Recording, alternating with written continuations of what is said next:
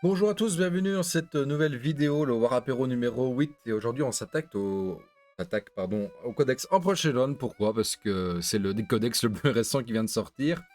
Et on va faire vraiment une revue de tout en détail, en essayant de simplifier parce qu'il y a vraiment beaucoup d'informations, avec beaucoup de restrictions, notamment sur des stratagèmes, vous allez voir, et des optimisations. Enfin, globalement, tout a des restrictions assez impactantes. Et on va commencer tout de suite par le truc qui est déjà pas hyper clair pour tout le monde. C'est la règle d'armée, parce que la règle d'armée a des restrictions de fou.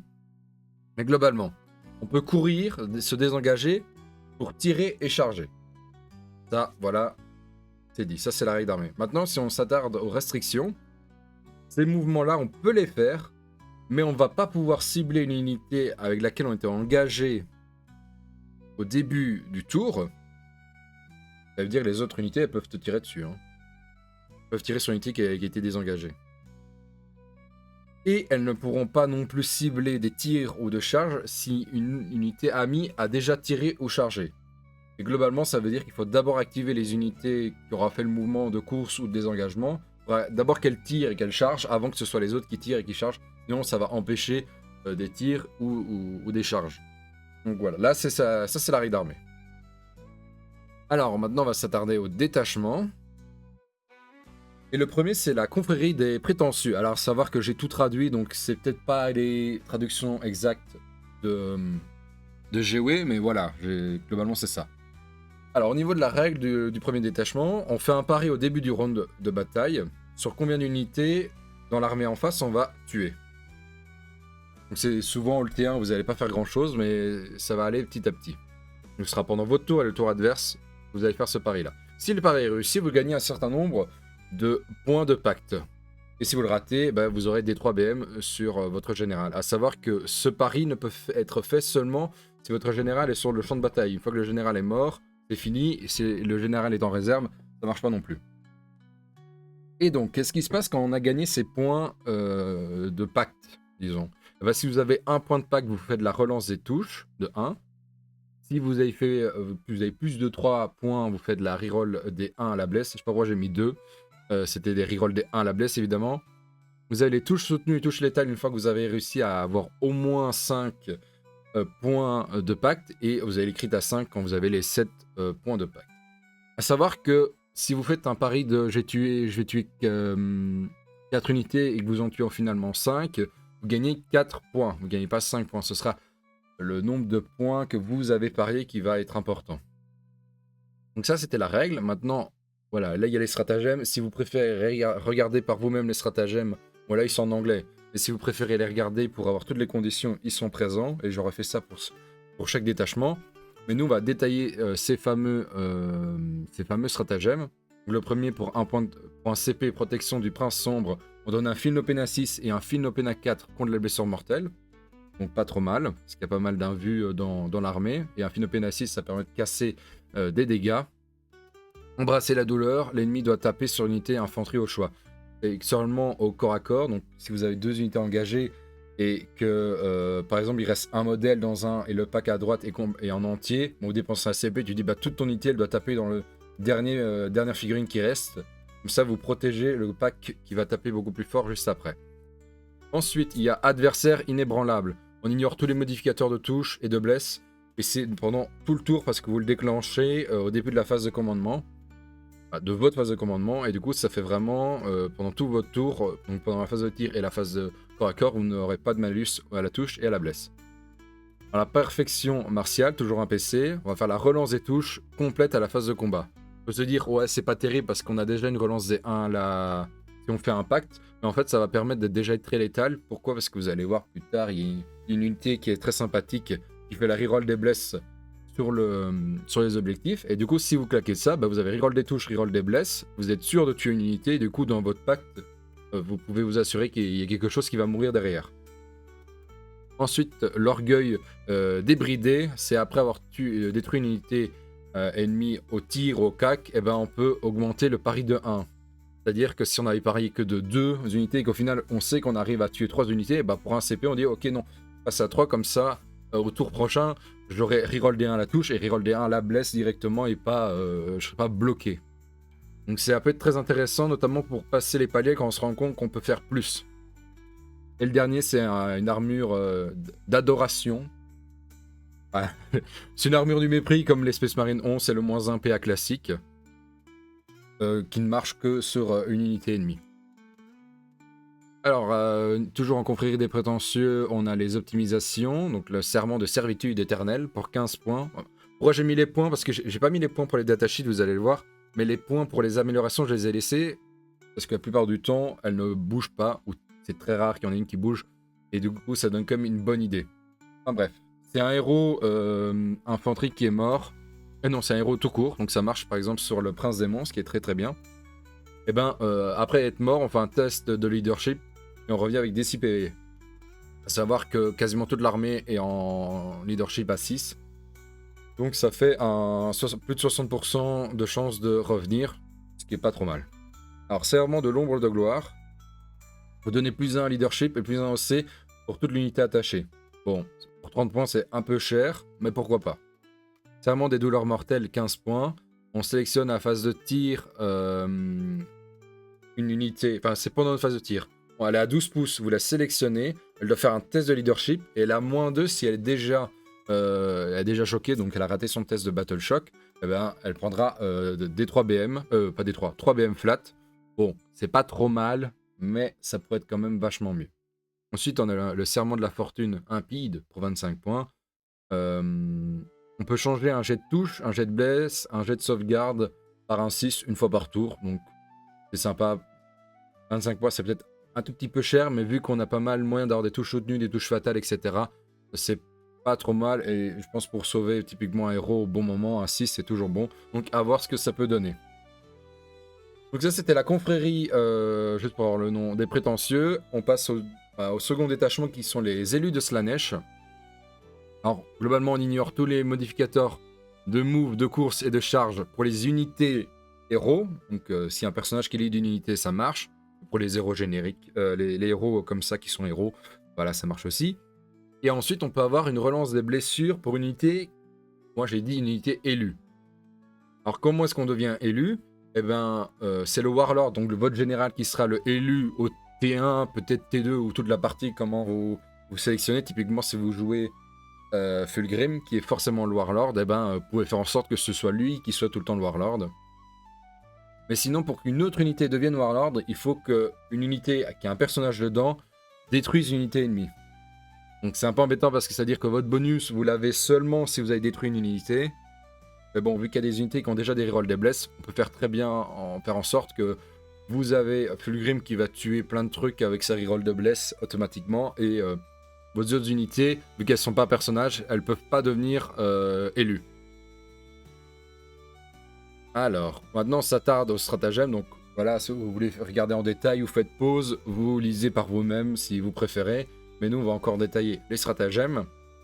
Alors le premier c'est mort magnifique, ben, c'est un tapé au mourant sur 4+, et si vous êtes l'unité élue, ce sera sur 3+, donc c'est pas trop mal, ça fait déjà très peur.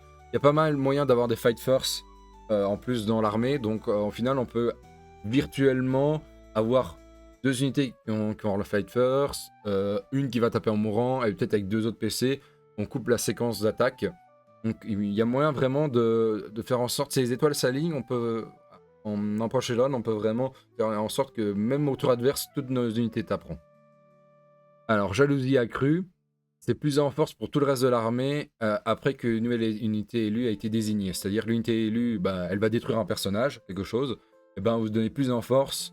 Enfin, votre unité personnage va détruire une unité adverse. Et ben pour toute la phase de tir ou de cac, vous allez donner plus en force. Ça peut être sympa parce qu'il y a pas mal de trucs force 4. Passer un palier, c'est presque comme un plus 1 bless sur toute l'armée. Donc c'est plutôt cool. Ensuite, pour un PC, on a le dueliste dévoué. Globalement, on donne touche soutenue contre une seule unité ennemie. Alors, plutôt, on sélectionne une unité ennemie en face, et toutes vos unités personnages vont avoir touche soutenue contre elle. C'est pas mal contre des D-Stars ou des gros véhicules qui sont un peu centrales. Ça permet un peu d'augmenter de 16% votre létalité sur une unité. Donc voilà, touche soutenue, ça reste très très bien. Ça fait plus de touches pour relancer les blesses, par exemple. Alors, juste après avoir été élu, donc Majesté Diabolique, toujours pour un PC.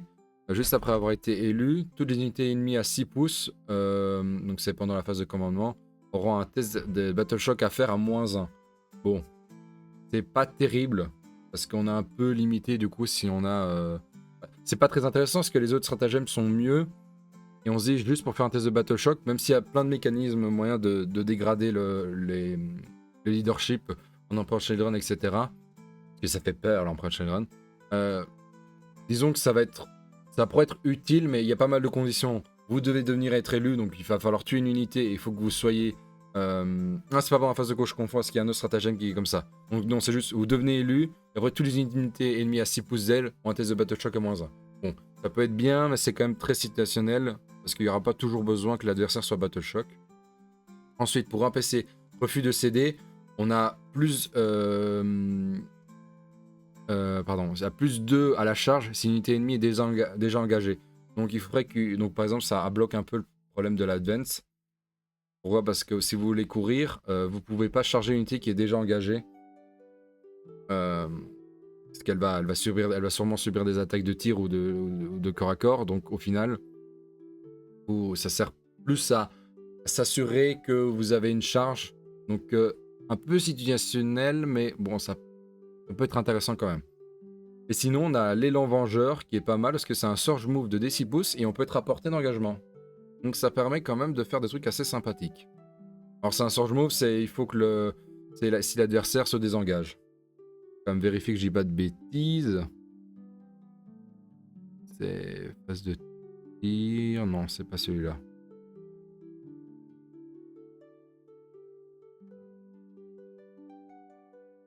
Où est-ce qu'il est?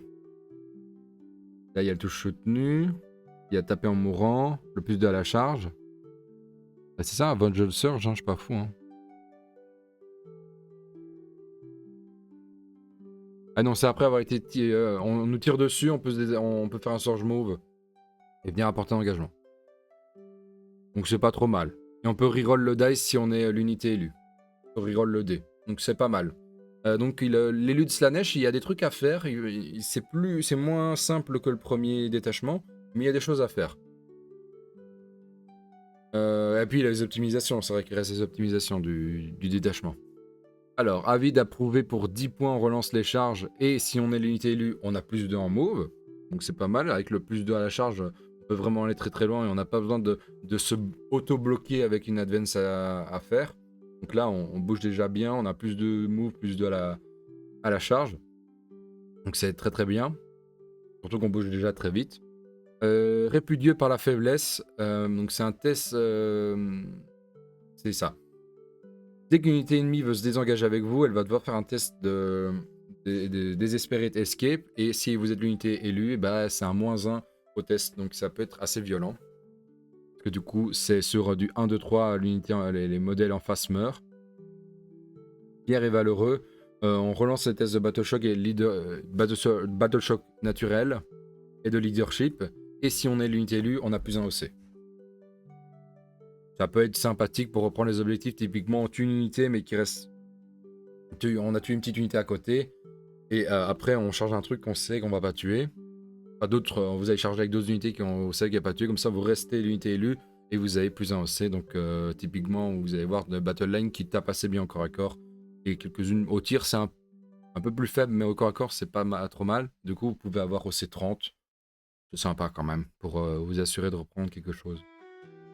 Alors, Pourfendeur des champions. Et pour 15 points, vous avez précision, plus 1 force et plus 1 PA contre les unités personnages. Donc, ça peut vraiment faire très très mal au bon moment. Il y a des chances que vous assurez d'aller chercher les personnages, mais après, est-ce que c'est pas mieux plutôt de se dire, écoute, je vais défroyer ton unité parce que j'aurai plus 1 force, plus 1 PA, j'aurai peut-être la relance des blesses, etc. Donc, à voir si c'est pas mieux plutôt de saquer l'unité que plutôt de perdre des attaques sur un personnage qui aura sûrement une invulnérable. Alors, host changeant. Bon, là, c'est assez facile. C'est la relance des jets d'advance, donc des jets de course, pour toute votre armée. Bon, c'est pas fou quand même, parce qu'on passe d'une moyenne à 3,5 à une moyenne à 4 quelque chose. Ce qui a vraiment un intérêt, je sais pas si c'est En tout cas, pour une règle de détachement, je suis un peu déçu. J'aurais plus vu une reroll d'advance, reroll de charge. Et là je me dis, ok, non, c'est un bon détachement parce que ça va faire peur. Alors, host changeant, comme d'habitude, hein, les stratagèmes, vous regardez si vous voulez ou pas. Donc, faites pause.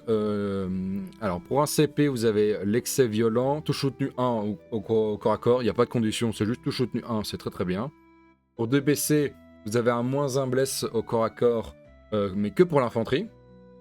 Mais c'est un -1 bless natif, c'est pas un -1 bless si la force supérieure, c'est -1 bless. Honneur du prince. C'est une auto-course à 6 et c'est pour ça que je comprends pas très très bien la règle d'armée parce que s'il y a moins de relance le jet de dés, et qu'il y a un stratagème qui fait auto-course à 6, je trouve que c'est un peu bof. Ça aurait été mieux d'avoir reroll des charges et tu te dis, ah, je peux avoir une auto-advance à 6. Bon, moi, ça se répète quoi. C'est des trucs qui se répètent, c'est pas ce qu'il y a de plus intéressant, mais bon, voilà, c'est un peu moins saucé par ce détachement-là pour le moment. Alors, vigueur sombre. On a un mouvement réactif de 6 pouces contre une unité ennemie arrive à 9. Bon, sympa. Est-ce que ça... c'est très basé sur le mouvement, mais c'est un peu compliqué quand même. Hein.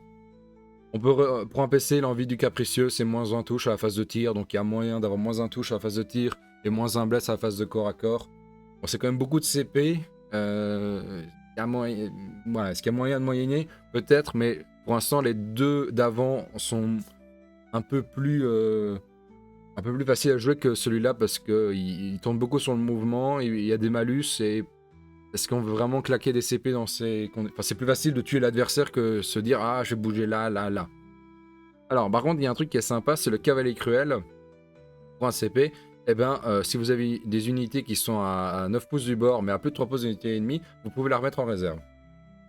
C'est sympa, ça permet de s'assurer peut-être de faire des choses. Si on a une unité qui est un peu perdue dans la pampa, on se dit bah écoute, j'ai juste à me rapprocher d'un des bords et elle repartira de l'autre côté où est-ce que j'en ai besoin. Alors au niveau des optimisations, imprégné de souffrance, on a plus 1 à la touche si l'unité ennemie est blessée, donc si elle a perdu au moins un PV, et on a plus 1 bless si elle est sous son effectif. C'est-à-dire qu'elle est en dessous de ses 50%. Ça permet de nettoyer les dernières unités, ça peut être sympa pour un petit personnage un peu missile qui va saquer le reste. Des personnages avec pas moins 5 petits pélos dedans, ça peut être sympa d'avoir le plus 1 touche, plus 1 bless pour être sûr de finir les dernières unités. Après, on a le parfum intoxiqué qui a 25 points. Donc, c'est un -1 bless au combat si la force supérieure à l'endurance. Et là, ça peut être sympa, on discute un peu plus parce qu'on se dit, ah, il y a quand même moyen d'avoir des trucs un peu plus tanky que la normale. Ensuite, on a dextérité odieuse pour 10 points, on bouge à travers les unités adverses et on réussit automatiquement tous les tests de Desperate Escape.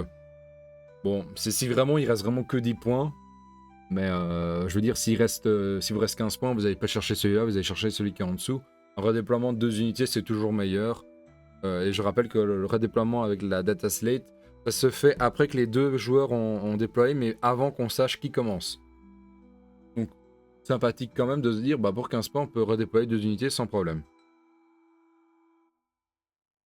Alors, les épéistes inégalés.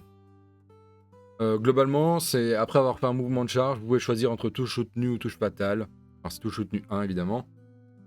Mais au moins, ça permet de... On laisse le choix, ce qui est très sympa. Moi, je suis vraiment impressionné par la quantité de fois qu'on peut aller chercher le touche soutenu dans les différents détachements, soit par une règle d'armée, une règle de détachement, pardon, soit une optimisation ou un stratagème. C'est impressionnant le nombre de fois qu'on peut avoir ces infos-là. Bon, faites pause si ça vous intéresse. À savoir que là, il y a quand même 2 stratagèmes à 2 PC. Et il ne faut pas ignorer ce genre d'importance-là. Alors, un PC, parade habile, -1 touche à la phase de combat. Donc, vous voyez qu'il y a encore pas mal de moyens de mettre des malus. 2 PC, il y a le tapé au mourant. Et ça, c'est super bien. C'est vraiment très très fort. Et c'est super. D'avoir eu un côté avec un PC... mais qu'on peut améliorer sur un 3+, si on est l'unité élue. Et dans ce détachement-là, on a 2 PC, on tape en mourant directement, on se tracasse pas, c'est très très bien. Spectacle terrifiant pour un PC. Et là, c'est ce que je vous disais tantôt, c'est il faut avoir tué une unité au tour avant, avoir une unité ennemie à 6 pouces de nous, et ils font un test de Battle Shock, mais il n'y a pas de malus. Je pense que pour un PC, on préfère toujours le conserver pour essayer d'en récupérer un autre, pour avoir le taper en mourant. Donc ça, c'est vraiment un stratagème que je trouve pas fou du tout, et ça dénote un peu avec, disons, l'ambiance que devait avoir le détachement. On a abatté les faibles, qui permet de charger une unité à 6 pouces de nous. Bon, c'est 2 PC aussi, c'est important. Et disons que si une unité se désengage et qu'on a une unité adverse qui est à 6 pouces de nous, on peut faire un mouvement de charge. Et vu que vous faites un mouvement de charge, bon, vous n'aurez pas le frappe en premier, mais vous pourrez choisir entre létal et touche soutenue 1. C'est très bien. Bon, à la phase de combat, du coup. La phase de... Oui, c'est ça, la phase de... C'est ça, quand vous tapez, en fait. Alors, pour un CP violence incessante, bah, une consolidation à 6 pouces, c'est pas trop mal, parce que typiquement, Fufu, s'il se met en frappe, parce que ça marche sur lui, hein, s'il charge et qu'il se met en... Parce qu'il a un gros socle, hein, le Fufu, il est sur le socle de 130 mm. Peu importe ce que les gens croient, c'est 130, les gars, il suffit de voir les photos. Et du coup, ça va permettre de... Lui, il va sûrement tuer sur quoi il va tomber. Et il va pouvoir faire une conso à 6 pouces, ça va bloquer autre chose. Et vu qu'il a Fight First, il va vraiment impacter... je pense que l'armée en prochaine run va vraiment être embêtante contre toutes les armées de corps à corps. Donc les Orcs, les Blood Angels, les World Leaders, les choses comme ça. Ça va être un peu terrifiant à affronter parce qu'il y a vraiment moyen de taper en mourant, de couper des séquences. Typiquement, si vous avez 4 PC, vous faites un taper en mourant, vous faites un... Là, parce que vous êtes sûr du coup de faire mal. Vous allez choisir de couper la séquence et il y a moyen d'aller chercher Fight Force avec Lucius et Fufu.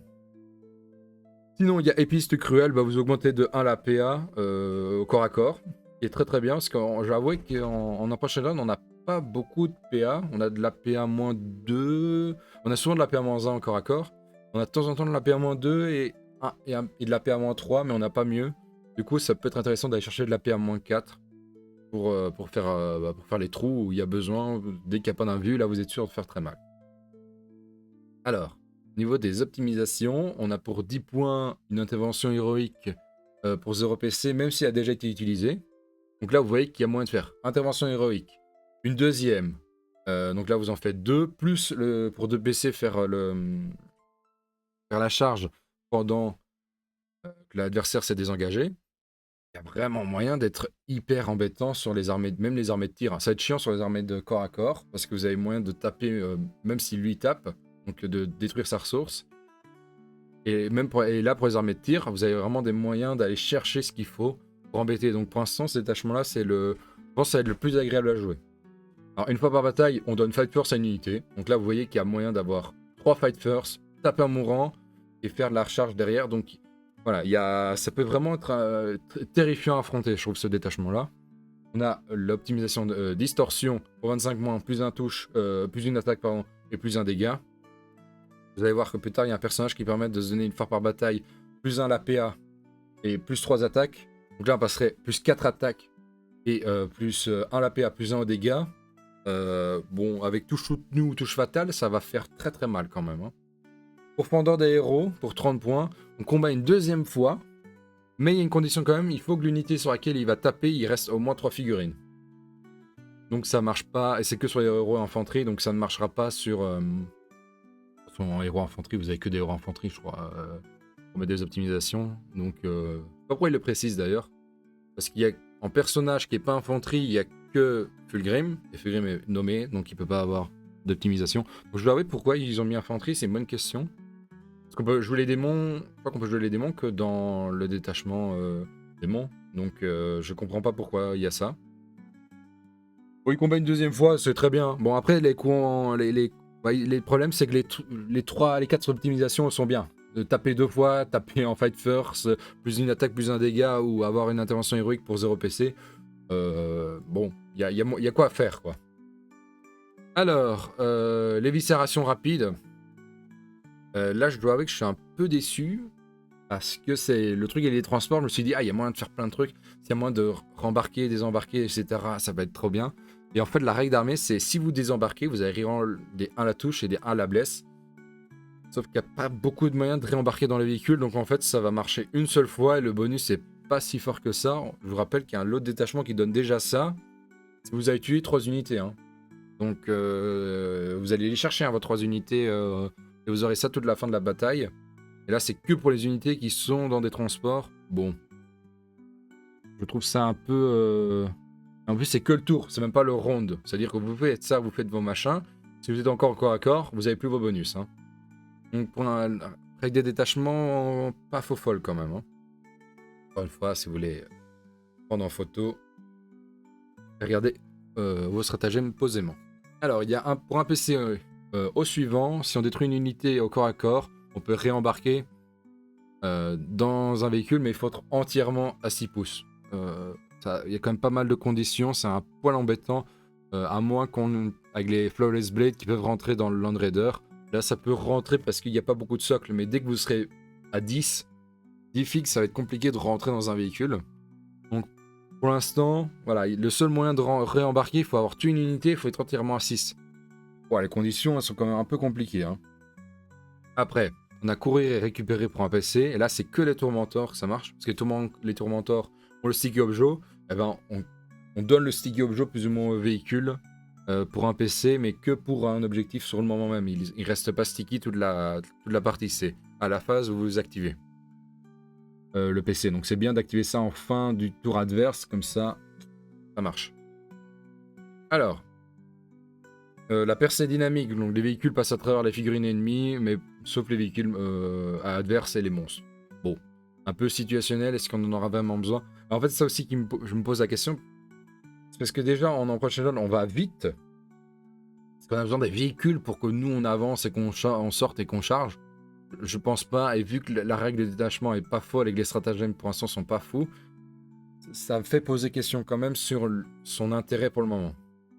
Sinon, pour un PC, on peut charger même si un véhicule a bougé. Donc, en fait, la règle du Land Raider. Donc, si vous jouez des Land Raiders, ce stratagème ne sert à rien. Donc, ça marche que pour les rhinos.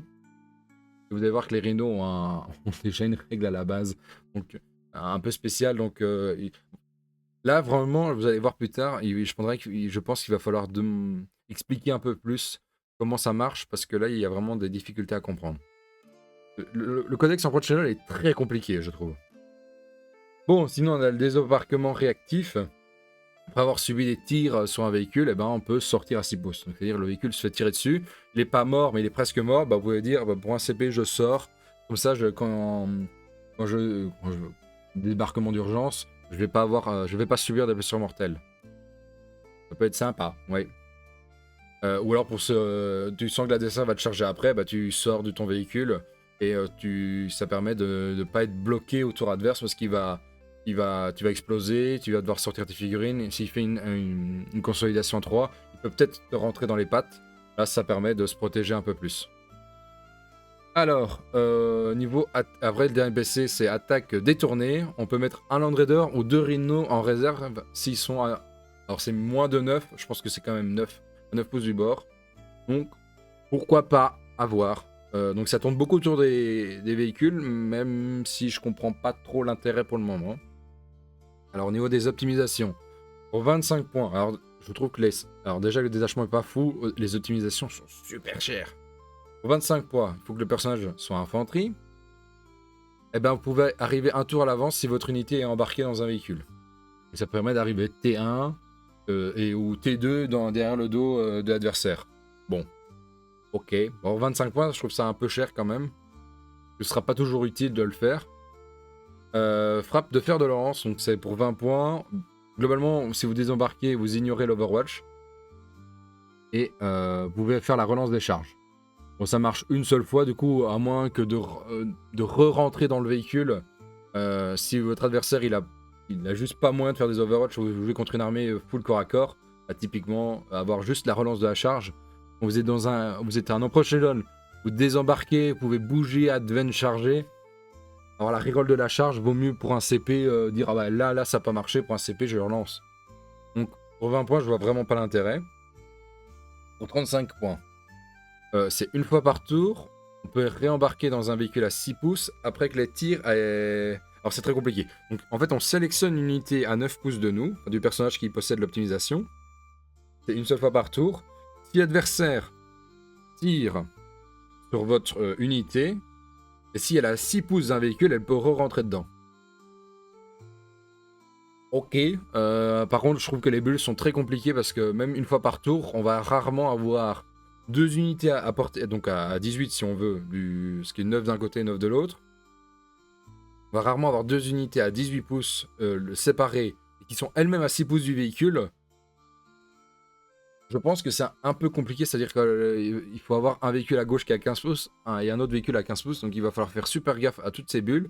Et en fait, si votre adversaire il va tuer le personnage, ben là vous aurez fait des bulles qui ne vous servent plus à rien. Donc vraiment, pour le moment, je trouve ça un poil cher pour ce que ça fait. Parce qu'on va se dire, ah mais c'est fort, tu réembarques dans les véhicules, il faut te saquer les véhicules. Ouais, non, il faut juste tuer le personnage qui a l'opti, et puis ça, on réembarque pas. Et pour le dernier, bah, on peut, après avoir raté une sauvegarde, on fait un dégât 0 pour un véhicule à 6 pouces. Bon, j'ai 30 points pour le moment, et c'est une fois par battle round. Ça peut être bien, comme c'est pas fou non plus. Donc un peu déçu pour le détachement véhiculé. Alors Carnaval de l'excès, c'est le détachement avec les démons. Je pense que, vu le nombre de vidéos qui en ont parlé, je pense que vous connaissez un peu ce que c'est. Globalement, il faut qu'une unité démon et une Emperor Children soient tous les deux à 6 pouces l'une de l'autre. Elles seront considérées comme bénies, et si elles sont bénies, elles ont tous soutenu 1. Et si elles ont déjà tous soutenu 1, elles vont critiquer sur du 5. Bon, ça peut être sympa si on joue que des gros, par exemple Fulgrim qui a déjà tout soutenu 1. S'il a tout soutenu sur du 5+, bah, y a moyen qu'il tombe à 7-8 attaques, et là ça commence à moins blaguer. Et ça marche au tir, hein. Je crois que c'est au tir aussi. Hein. Bah, c'est les armes équipées. Donc ça peut être sympa quand même via les tirs. Ça peut faire des surprises. Et on peut avoir jusqu'à 1000 points de démons sur un format de 2000. Et les démons ne peuvent pas devenir votre seigneur de guerre.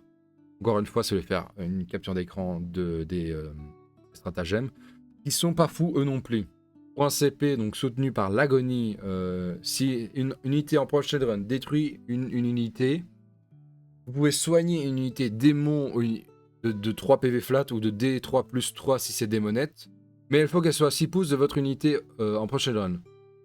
Donc en général, il faudrait avoir plus ou moins, il faudrait que quelqu'un soit, l'unité démon soit déjà entamée et qu'elle soit plus ou moins corps à corps, parce que ça va être quasiment que du corps à corps en Proche Run, pas autre chose. Ensuite, faut que, donc massacre exalté, pour un PC, si le démon détruit une unité ennemie, sinon une unité en prochaine est à 6 pouces, elle peut charger, mais elle pourra pas taper. Donc, il y a un intérêt, moi je trouve ça pas fou non plus. Pour un PC, je trouve ça que ça t'ampute plus qu'autre chose. Après, il y a la violence 12 pour 2 PC. Ça va être une unité infanterie montée bête, on peut conso à 6. Bof, on a déjà vu qu'on pouvait conso à 6, mais pour toute l'armée en prochaine run, mais pour un PC, donc là 2 PC, je trouve ça un peu bête juste pour avoir des mots-clés en plus.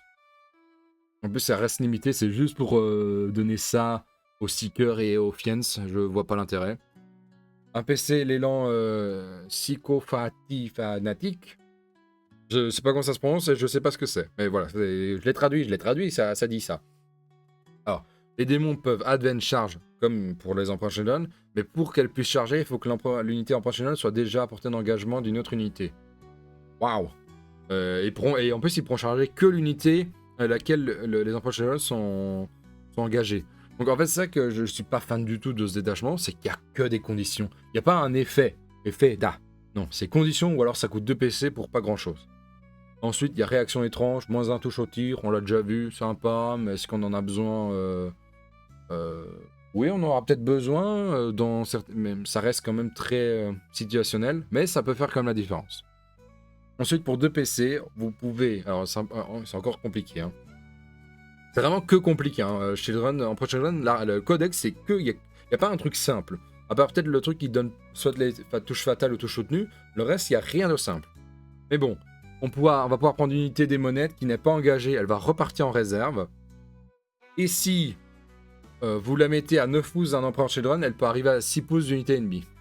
Bon, sympa, ça vous fait une charge à 6, mais bon, vu que vous cavalez déjà avec vos unités, est-ce que vous avez vraiment besoin d'avoir un truc en réserve pour charger derrière? Bon, ok. Alors, niveau des optimisations, donc pour 10 points, il n'y a que le porteur en Emperor Children qui peuvent l'avoir. Si l'unité Slanesh est à 6 pouces, elles ont une intervention héroïque pour 0 PC. On a vu qu'il y avait déjà intervention héroïque pour 0 PC, mais il n'y avait pas une question d'être à 6 pouces et donner le bonus à autre chose. Bon, du coup, c'est moins bon. Unité en prochaine run, une fois par bataille, peut avoir une invue à 3+. Bon, ça peut sauver un personnage, et encore. Bof. L'âme possédée pour 25 points. Bon, là, c'est pas trop mal, parce qu'on peut avoir plus d'une attaque au corps à corps, plus un dégât.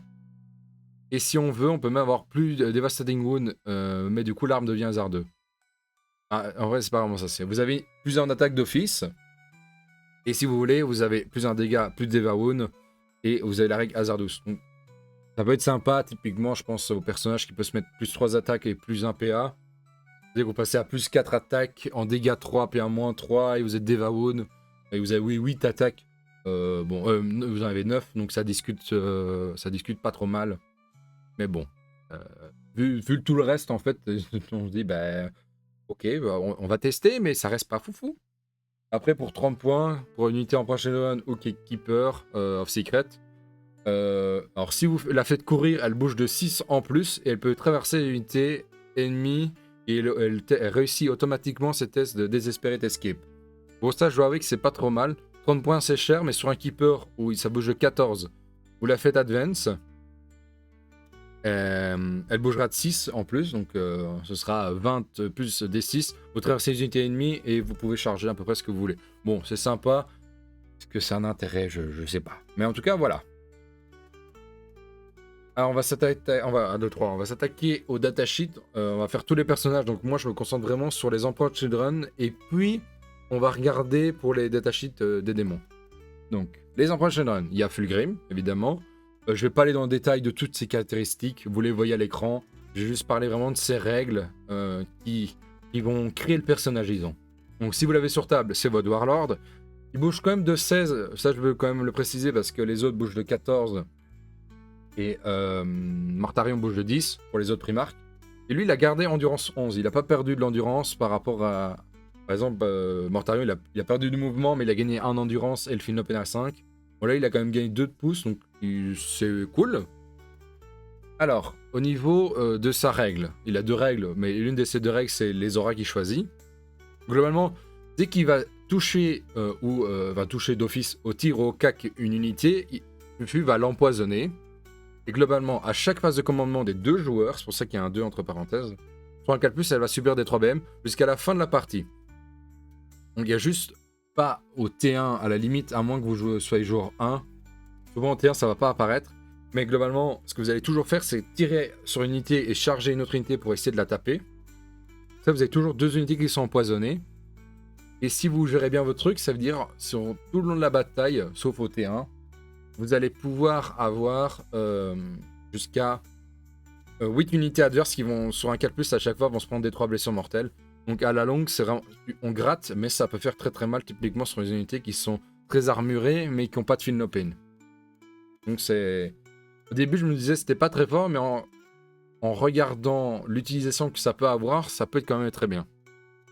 Ensuite, au niveau de ses auras, il peut soit se donner le Fight First, ok, fort. Et à savoir que c'est... alors c'est un peu marrant parce que vous ne choisissez pas ça à votre phase de commandement, c'est à la phase de commandement adverse que vous choisissez ça. Donc c'est un peu rigolo parce que ça veut dire... attends, moi j'ai fait mes trucs, c'est bon. Qu'est-ce que je fais du coup pour t'embêter? Ah bah je vais faire ça. Donc ça permet de réagir pas mal. Je trouve ça assez rigolo. Que ce soit un peu... moi je le fais même pas à moi, je le fais à ton tien juste pour te provoquer. Donc il peut avoir Fight First. Alors moins un touche au tir et au cac. C'est pas mal du tout. Et après, toutes les unités à 6 pouces de lui, si elles sont à portée d'engagement et qu'elles veulent se désengager, elles doivent tous faire un test d'ébranlement, test de leadership. Et si le test est raté, elles doivent rester stationnaires. Donc, et vu que Fufu a un gros socle, donc lui ça va être automatique, il va pouvoir s'engager avec plein de trucs. Ça veut dire vraiment qu'il peut aller bloquer des unités derrière, même si lui n'est pas engagé, il suffit juste que l'unité soit engagée avec une unité amie. Et du coup, ça doit faire des tests et on peut vraiment bloquer l'adversaire. Donc, c'est... Mais ouais, on va surtout jouer sur le Fight First et le moins un touche. Fight First peut-être plus pour les unités de corps à corps, les armées de corps à corps, et moins un touche plus pour les unités de tir. Et à l'occasion, quand ça arrive, vous claquez le truc qui fait si tu veux te désengager, tu dois faire des tests dans tous les sens. Alors, Lucius. Vous voyez sa capacité, il a précision quand même sur son arme, sur sa petite épée. Il a un field open à 5, il est lone up, donc il a un peu ce style-là comme à Mephiston. Sauf que lui, il a une AV à 4 au lieu d'avoir une AV à 5. Mais globalement, il va avoir la relance de tous les jets de touche, tous les jets de bless sur les unités personnages, monstres et véhicules. Pas véhicules, walker, donc marcheur. On a 6 attaques, qu'on peut facilement avoir du touche soutenu, touche à 2, force 8, permanent 3, dégâts 3. Et le coco, il va faire mal quand même. Hein. Il a le fight first, mais s'il lead une unité, il parle fight first. À savoir qu'il peut lead que les Flawless Blade. Et je vous dis déjà, il n'y a vraiment aucun intérêt que Lucius, à part dans le détachement, à la limite, où on a les bonus avec les personnages, il n'y a vraiment aucun intérêt que Lucius rejoigne le pack des Flawless Blade, parce qu'il donne pas de bonus au pack. Parce que c'est vraiment le modèle, c'est pas l'unité du modèle. Donc, je dois avouer que Lucius, pour moi, on le jouera quasiment tout le temps seul. Alors, le Lord Exécutant, je vous ai montré, je voulais pas vous mettre tout... En fait, vu que j'avais trouvé quelqu'un qui l'a fait déjà, je me suis dit, je vais pas m'amuser à retaper tous ces types d'armes qu'il peut avoir. Moi, c'était surtout les règles qui m'intéressaient. Vous pouvez voir que ça bouge de 7. Il peut lead les infracteurs et les tourmentors parce que c'est important. Pourquoi? Parce qu'il a une règle qui fait que si il est d'unité, il va donner touche fatale à l'unité, à savoir qu'on a déjà... On peut avoir touche soutenue, et du coup, si on peut avoir touche fatale et touche soutenue, ça va envoyer des paquets de dés. Mais il donne aussi scout et infiltration à l'unité qui est attachée. Donc, en fait, on peut vraiment faire une Alpha Strike T1 avec les Emperor Children grâce à ce genre de personnage et les unités que vous allez voir qui ont déjà scout ou infiltration. Donc, il va permettre de donner scout à l'unité qui a déjà infiltration. Et il va pouvoir donner infiltration à l'unité qui a déjà scout. Donc, on peut vraiment aller très très vite bloquer l'adversaire. Mais sinon, il a le truc que je vous ai dit, une fois par bataille, il peut se donner plus 3 attaques et plus 1 PA. Donc, avec les bonus à gauche à droite qu'on a vu, notamment les optimisations, pour lui, c'est très très bien d'avoir des optimisations qui fait qu'il a plus un dégât ou plus une attaque. Parce que du coup, là, on va vraiment avoir un impact non négligeable. Vous voyez qu'il a pas mal de choix. Soit il a, dans l'une de ses deux mains, il a le pistolet plasma, le power fist ou l'espèce de fouet. Et de l'autre main, il peut avoir un screamer pistolet de Noise Marines. Globalement, c'est dans l'idée. Là, une épée ou la lance. Et je dois avouer que j'ai une petite préférence pour la lance. Pourquoi? Parce que globalement, c'est vous qu'elle est souvent chargée. Donc vous avez force 7, mais lance, donc plus d'un bless. Donc souvent, vous allez avoir le petit bonus. En PA-2, dégâts 2, mais vous allez voir, une fois par attaque, il passe du coup à 8 attaques en PA-3, dégâts 2.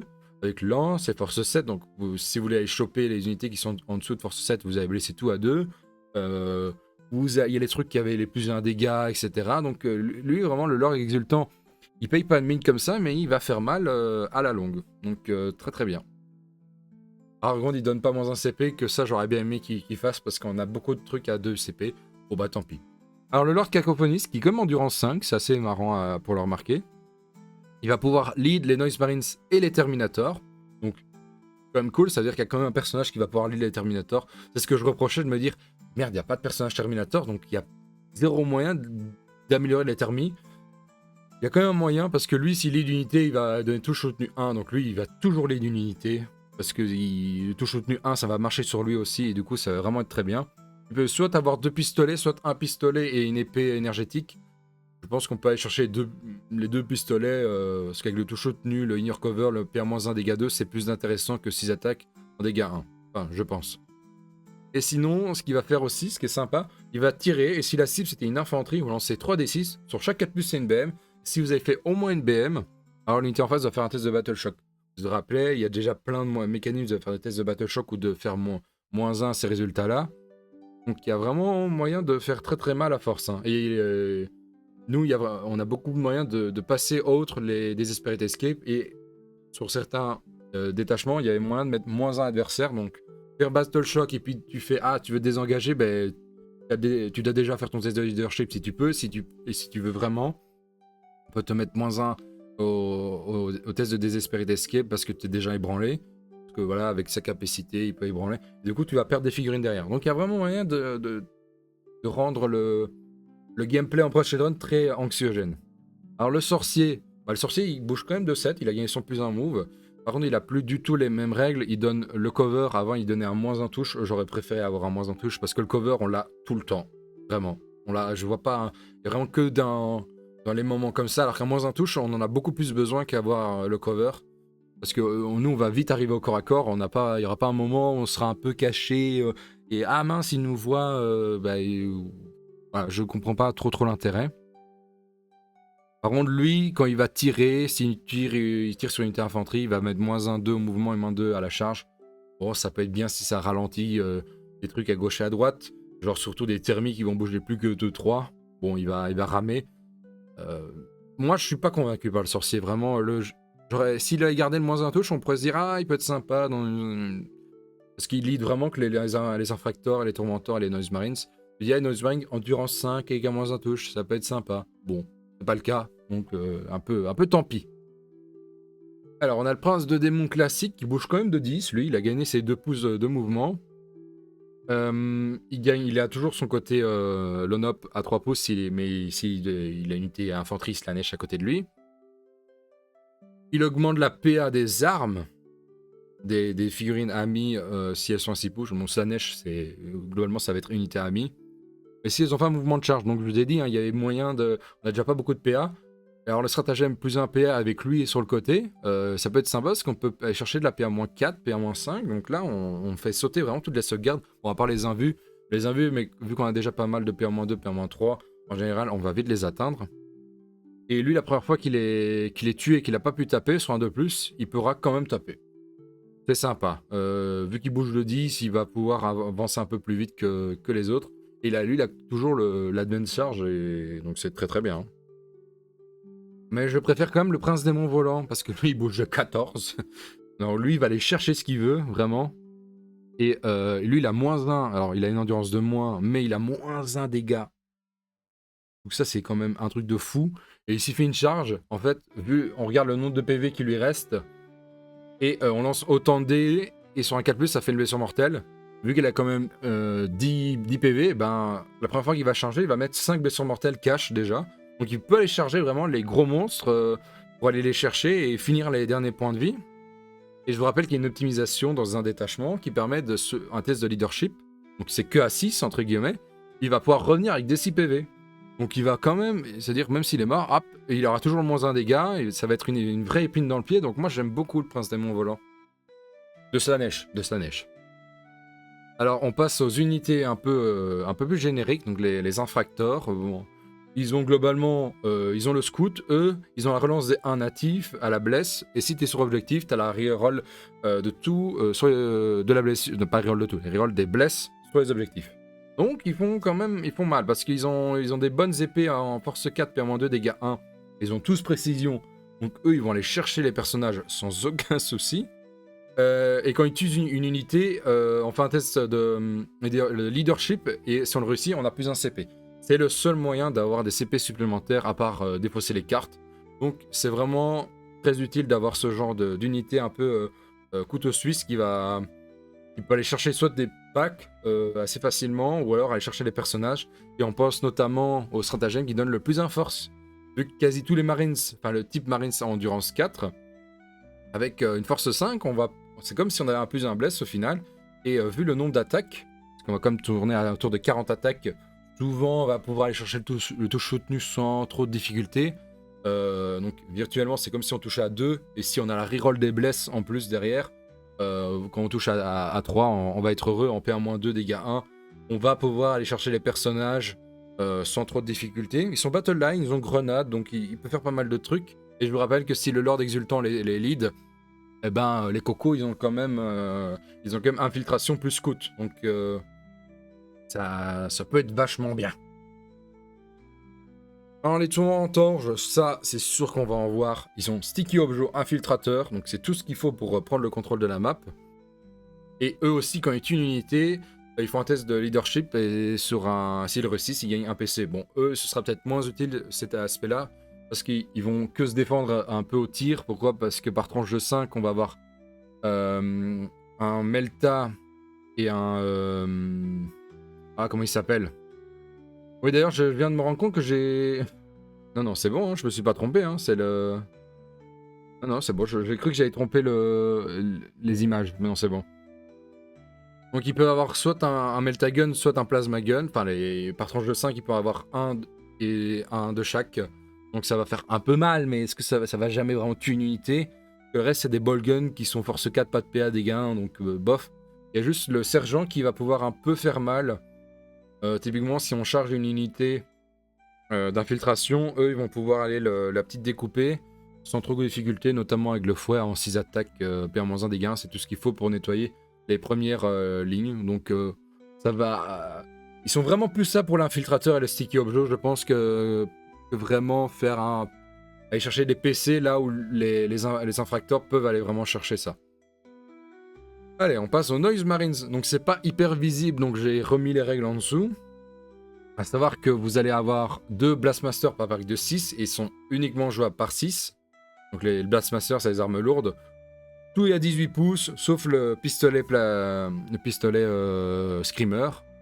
Bon, du coup, c'est soit 3 attaques en force 10, PA-2, dégâts 3, mais toutes les armes de tir sont in your cover. Les armes soniques sont in your cover, donc ça, c'est très bien.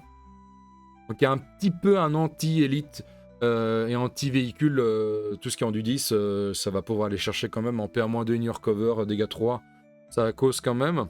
Et par pack, il y en a quand même 6 hein, de tir, donc ça va faire quand même mal. Hein. Ensuite, il y a quand même les Sonic Blaster qui sont un peu moins fous, mais ils ont quand même force 5, PA-1, in your cover, dégâts 2. Donc pour abîmer du Space Marine, c'est très très bien. Donc on va avoir un peu 2. Les 2 avec les grosses armes vont tirer sur les gros véhiculés, les autres ça va tirer ailleurs. Soit que les armes Blastmaster ont soit le truc force 10, soit 6 attaques de force 6, PA-2, dégâts 1. Donc ça fait quand même pas mal de saturation pour ce que ça fait. Après, ils ont une règle qui est un peu pas trop folle, mais qui peut être bien parce qu'il y avait pas mal de mécanismes de faire des tests de Battle Shock ou de leadership.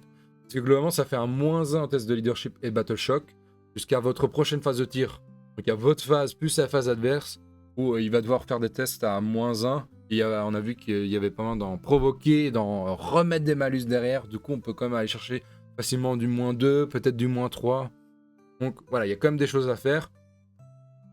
Et ça peut être très très bien. Typiquement, vous tirez sur un truc, Fufu va la charger, mais il va taper sur l'unité à côté qu'il est sûr de tuer. Et l'unité qui est engagée, vous faites, si tu veux te désengager, tu dois faire ton test de leadership, qui est à -2 du coup. Et tu dis, bah vas-y, désengage-toi, t'as à -2. Et si tu le rates, t'as un test de désespéré d'escape à faire. Ouch! Ça va faire peur hein, quand même. Les Flawless Blade, alors les Flawless Blade, ils sont très cool, je trouve. La règle est très simple. Globalement, ils vont blesser toujours sur du 3+, eux. Parce que la règle, c'est si vous choisissez, c'est un choix, vous n'êtes pas obligé. Si vous tapez, vous pouvez vous dire toutes mes blesses sur du 3+, deviennent des blesses critiques, mais il faut qu'il y ait tué au moins un modèle en face. Juste pour vous donner une ordre d'idée, avec cette règle-là, ils sont capables de mettre, parce qu'ils ont bloqué les grenades, si vous claquez la grenade, ils sont capables d'aller chercher les 10 PV sur des Primarques ou le même Akabi. Donc une CV2 avec une invue A4, une invue A4 de base. Ils sont capables d'aller chercher. Donc ils peuvent, un pack de 6 après, hein, mais ils peuvent aller chercher vraiment des belles choses parce qu'ils touchent à 2, mais sans touche soutenue, sans touche fatale. Donc si on rajoute du touche soutenue en plus, ça peut faire assez mal. Donc c'était vraiment une très très bonne idée. Donc ils vont pouvoir finir les gros monstres qui sont déjà entamés, pardon, ou alors ils vont aller laver ce qu'il faut sans problème, genre du Space Marine, parce que évidemment que Force 6, si le truc en face de vous, soit vous êtes sûr de le sécher et vous le faites pas. Parce que évidemment, si vous tuez pas un modèle, vous devez en perdre un. Mais je veux dire, si tout le reste ça endurance 5, si vous tapez dessus, jamais vous le faites, vous faites votre séquence normale. Je vous rappelle que c'est un choix. Ils ont des armes pistolets, ça m'a étonné. Pour moi, ils ont vraiment juste leurs grosses épées. J'ai pas vu un bol pistolet quelque part. Donc ils peuvent gratter quelques PV, mais bon. Alors, les Terminators, alors moi, c'est un peu la déception des Terminators. Pourquoi? Parce qu'ils sont jouables que par 5. Jouer par 10, ça aurait été bien d'avoir un gros pack en se disant, ça, c'est mon gros pack qui va tanker bien. Non, apparemment, ça se joue que par 5. Un peu dommage. Mais ça bouge de 6, donc pour des Termis, ça cavale quand même. Le Cacophoniste peut les mener en leur donnant le touche soutenu 1, mais le problème, c'est que s'il les lead, en fait, vous perdez la capacité Deep Strike parce que le Cacophoniste ne l'a pas. Relance des charges alors leur règle, c'est si vous tirez tout, votre unité tire tout dans la même unité, vous allez avoir la relance de charge sur l'unité en question. Donc, ça peut être bien parce que maintenant, vous pouvez advance tir charge. Donc, les Terminators vont être capables de vraiment bouger très vite. Et en plus, vous allez avoir... normalement, vous faites un mouvement, du coup, si vous faites l'advance, entre 9 et 10. Et après, vous avez une reroll de charge gratuite si vous avez tiré sur l'unité en question. Ça, vous n'êtes pas obligé de... Ouais, s'il faut tout mettre. On peut pas split les tirs. Donc, bon... à vous de voir ce que vous avez. Du coup, moi, j'ai pas envie de mettre un cacophoniste dedans parce que si vous tuez l'unité en face, vous avez plus votre charge comme vous voulez. Donc voilà, j'avoue que les thermés, vu qu'on peut pas les jouer par 10, je suis un peu déçu. Mais par exemple, si on les met en frappe en profondeur, ils vont tirer sur une unité qui sont sûrs de pas tuer. Et vous allez avoir une charge à 9, reroll naturel. Donc ça fait quand même. Je crois que c'est 60% de chance de réussir la charge avec ça. Donc c'est quand même vachement bien. Alors les spawns qui bougent de 10 maintenant, ils ont toujours fait une open, mais ils ont une règle, ils ont changé de règle quand même. Et en fait, c'est quand une unité ennemie qui a un mouvement normal d'advance ou de retraite à 9 pouces, vous pouvez bouger de 6, mais 6 flat, hein, mais pas à portée d'engagement. Donc ça, vu qu'ils sont au C1, il y a peut-être un monde où vous reprenez des objectifs ou quoi, que ça se joue à pack de 2, donc vous êtes au C2 et vous avez quand même un film open à 5 derrière. Donc voilà, ça peut être une bonne épine dans le pied. Donc à voir ce que ça peut donner, mais voilà, les spawns ne sont pas achetés en tout cas en approche run. Alors le Rhino, et là on va commencer à parler d'un truc qui me... Moi je sais pas comment il faut interpréter ça. Parce que la règle du Rhino, en approche run, c'est vous pouvez désembarquer même si cette unité là à advance. Mais le truc, c'est que les approches run, leur règle d'armée c'est quand même advance charge. Donc moi je me dis, bon bah techniquement... Même si tu as advance avec le véhicule, tu peux quand même te sortir et charger derrière. Et du coup, je comprends pas très bien comment ça fonctionne à ce niveau-là. Peut-être que vous le savez, moi, parce que je joue jamais de transport. Moi, je suis un joueur de Xenos où il y a pas beaucoup de transport. Et du coup, moi, ça m'intéresse pas trop. Mais là, je vais jouer ça, donc il faut que je comprenne un petit peu la règle. Et je dois avouer que du coup, je comprends pas très bien. Parce que t'as déjà le advance charge de base, et du coup, je me dis, bah, tu peux avancer, fais ton jet d'advance de base, tu désembarques, et tu charges derrière, et tu peux advance charge. Donc je comprends pas trop comment ça se situe, parce que la règle du Land Raider, c'est typiquement aussi, si vous, après que vous ayez fait un mouvement normal avec ce véhicule, on peut toujours sortir de véhicule et charger derrière. Du coup, je me dis, bah, lui aussi, techniquement, si on advance avec lui, on peut désembarquer, charger. Et du coup, j'arrive pas à situer, par exemple, le stratagème qui vous permettait de charger, même si le véhicule avait avancé. Donc, je dois avouer que moi, je comprends pas très bien à ce niveau-là comment ça se situe. Est-ce qu'il y a une coquille ou alors c'est moi qui n'ai pas compris quelque chose? Peut-être que c'est moi qui n'ai pas compris. Hein. Je dois avouer que les transports, j'ai toujours eu du mal à comprendre comment ça fonctionnait. Sur table, en tout cas, pour visualiser le truc. Donc, et en fait, c'est surtout que déjà, le codex en Punch n'est pas hyper clair.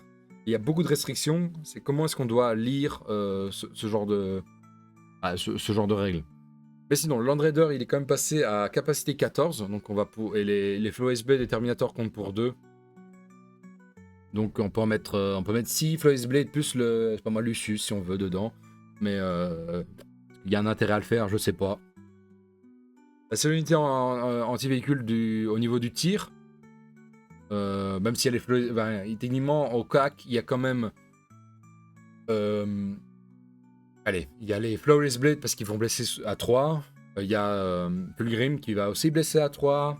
Il y a Lucius qui fait la relance. Donc il y a quand même moyen d'aller chercher les véhicules sans besoin d'un truc de tir. Mais bon, si on veut jouer un peu avec le tir, là on a un truc avec plusieurs las canon, force 12. Donc voilà.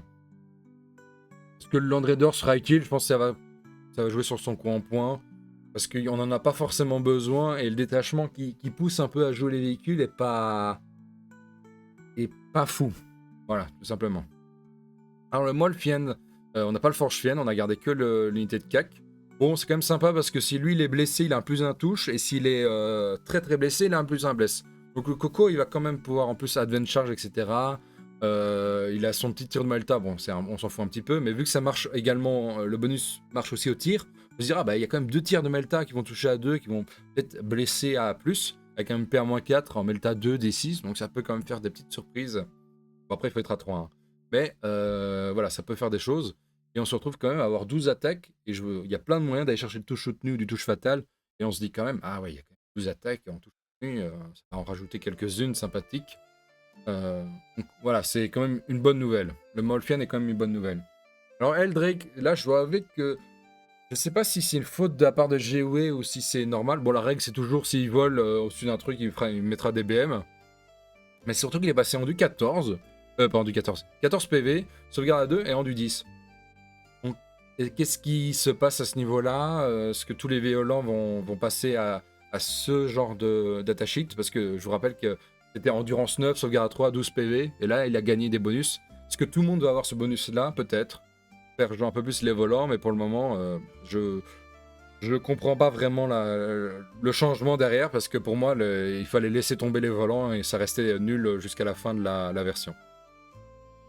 Donc pour l'instant, on n'a que le Land Raider et le Eldrake qui sont vraiment des armées. Enfin, un truc de tir. Le reste, il y a une Noise Marines, mais voilà, je veux dire, en niveau véhicule, il y a vraiment que ces 2 trucs-là. On passe du côté démon. Alors, il n'y a pas grand-chose à dire au niveau de démon parce que le détachement démon est pas ouf déjà. Et il n'y a pas beaucoup de datasheets intéressants. Et les datasheets n'ont pas exactement les mêmes règles. Notamment les démonettes. Elles ont quand même gagné le Fight First. Donc voilà, il y a encore pas mal de mécanismes à ce niveau-là. Et le truc, c'est qu'à la fin de leur règle maintenant, c'est si au début de la phase de combat, pardon, vous choisissez une unité ennemie qui a un important engagement avec un -1 et elle doit faire ce test de choc pour savoir s'ils sont ébranlés ou pas. Bon, c'est sympa, mais le problème c'est qu'il y a mieux ailleurs. Ce sera à voir avec les coups en point évidemment. Et voilà, des monettes, c'est pas ce qu'il y a de mieux. Les Seekers, tout pareil, bon ça se coûte 9, ça peut reroll les jets d'Advance Charge, mais ça n'a pas Advance Charge. Donc, et disons qu'en scout, on a déjà des choses, est-ce qu'on a vraiment besoin de jouer enfin, de toute façon, le problème, on peut jouer que dans un seul détachement, donc... est-ce que c'est ce qui nous intéresse? Je sais pas. J'ai pas grand-chose à dire sur les démons, parce que ils ont plus exactement les mêmes règles, et c'est jouable que dans un détachement. On le voit déjà, hein, parce que la règle de faction, c'est Pack of Excess, c'est pas... Thrill Pledge, je crois que ça s'appelle. Et lui, tout pareil, c'est aussi un test de Battle Shock, portée d'engagement, qui sont pas monstres et véhicules. Enfin, voilà, c'est un peu spécial comment ils ont géré les démons. Et l'équipeur of Secret, il a perdu son Field Open à 5, mais il peut avoir une sauvegarde à 3. Bon, est-ce que ça changera des choses? Je pense que quand même. Est-ce que ces datasheets-là sont spécifiques à l'an prochain run?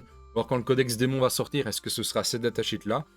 Peut-être, à voir. Bon, il a toujours le -1 touche, tir et cac, donc c'est quand même pas mal. Il augmente l'APA, mais seulement pour les unités Légion Excess, donc que les démons.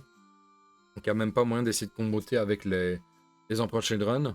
Ça a quand même le Deep Strike, parce qu'il n'y a pas de Deep Strike en Emperor Children, c'est ça qui est un peu dommage à part les thermies. Mais bon, ça fait cher quand même le pack pour faire une action ou quoi que ce soit. Donc à voir. Et Shalaxi, elle aussi, elle a pas mal bougé. Elle a une sauvegarde 3 native. Elle a quand même perdu le Field Open. Elle reroll les jets d'advance et de charge. Mais elle a plus du tout sa relance des dégâts. Maintenant, c'est monarque de la chasse. Elle va choisir une unité et elle va avoir la relance de tout. Une fois que l'unité est morte, elle va choisir une autre unité et va avoir la relance de tout. Elle passe de force 14 à force de 12. Que ça change de grand chose. Bah, ça joue seulement sur les unités qui ont endurance 7. Donc ça change pas non plus des tonnes. Bon, elle est sympa, mais le truc c'est que tout est jouable dans un seul détachement qui est pas terrible. Je pense qu'on va quand même pouvoir s'amuser sur la table, mais pour l'instant, en jeu, on va essayer de trouver la quintessence de l'armée, c'est pas du tout dans le détachement des démons. Donc voilà, on a fait le tour en 1 heure. Je suis assez content qu'on ait pu se faire le tour de tout le codex. Il y a plein de choses à dire, vous allez pouvoir écouter à gauche et à droite d'autres analyses. Moi, juste sur les datasheets où j'ai eu une toute petite analyse, mais sinon sur les détachements, j'ai essayé de vraiment vous dire, synthétiser en disant ça donne -1 touche au tir, ça donne -1 bless au corps à corps, ça donne touche au tenue, pour vraiment juste situer à peu près ce que ça fait sur la table et pas être bloqué par l'aspect disons, d'aller chercher la règle absolument, les combos derrière. Non, je vous donne juste une traduction de ce qui s'est passé et de ce que GW a fait. Et c'est tout. Voilà, moi, je n'ai pas la prétention de dire « Ah, il faudrait build comme ça, etc. » Je connais pas du tout le gameplay que ça pourrait avoir. Il faudrait essayer sur table avant, s'exercer, voir les unités, qu'est-ce que ça fait au final. Pour voir s'il y a... quels combos sont intéressants ou jouables. Moi, je suis concentré seulement sur les règles très modestement. Je vous dis à la prochaine, merci de m'avoir écouté et ciao!